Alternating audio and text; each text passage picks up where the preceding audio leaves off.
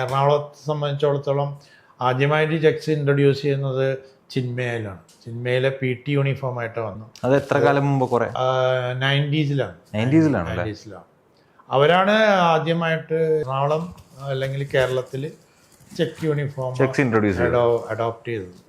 അതിൽ നിന്ന് ഇൻസ്പിറേഷൻ എടുത്തിട്ടുകൊണ്ടാണ് വളരെ നീണ്ട കാലഘട്ടം കൊണ്ടാണ് ഇത്രയും ഡിസൈൻസ് കയറി വന്നിരിക്കുന്നത്.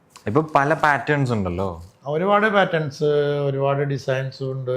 പിന്നെ മിക്സ് ആൻഡ് മാച്ച് ഉണ്ട്. ഫാബ്രിക് തന്നെ പല ടൈപ്പ് ഉണ്ട്. പക്ഷേ ഈ സ്ട്രൈപ്സ്, ചെക്സ്, പ്ലെയിന് ഇതല്ലേ കൂടുതലും എല്ലായിടത്തും കണ്ടുവരിക? സ്ട്രൈപ്സ്, ചെക്ക്, പ്ലെയിൻ, പിന്നെ എംബോസ്ഡ് ഉണ്ട്. ഇപ്പം നമ്മൾ തുണിയിൽ തന്നെ എംബോസ് ചെയ്തിട്ട് വരും. സെയിം തുണിയിൽ സെയിം നൂല് തന്നെ ആയിരിക്കും എംബോസ് ചെയ്തിട്ട്, അങ്ങനെയുണ്ട്. പിന്നെ പ്രിന്റഡ് ഉണ്ട്. പ്രിന്റഡ് മീൻസ് ഡോട്ട് പ്രിന്റ്സ്, പിന്നെ ചെറിയ ഡോട്ട്, വലിയ ഡോട്ട്, പിന്നെ വേറെ എന്തെങ്കിലും ഡിസൈൻ നമ്മൾ തന്നെ ഡിസൈൻ ചെയ്ത് കഴിഞ്ഞാൽ ഇപ്പോൾ ടെക്നോളജി ഭയങ്കരമാണല്ലോ പ്രിൻറ്റിങ്ങിൻ്റെ ഒക്കെ. അപ്പോൾ എല്ലാ രീതിയിലും അഡ്വാൻസ്ഡ് ആയതുകൊണ്ട് ഇപ്പോൾ ഒരാളുടെ ഡിസൈൻ തന്നെ നമുക്ക് അടുത്ത ഡിസൈനിൽ ഉണ്ടാക്കാൻ പറ്റും.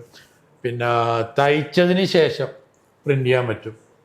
അങ്ങനെയൊക്കെയുള്ള വ്യത്യാസങ്ങൾ ഒരുപാട് വന്നിട്ടുണ്ട്. പ്രിൻറ്റിങ് വളരെ വളരെ സൊഫിസ്റ്റിക്കേറ്റഡ് ആയിട്ട് വന്നിട്ടുണ്ട് ഇപ്പോൾ.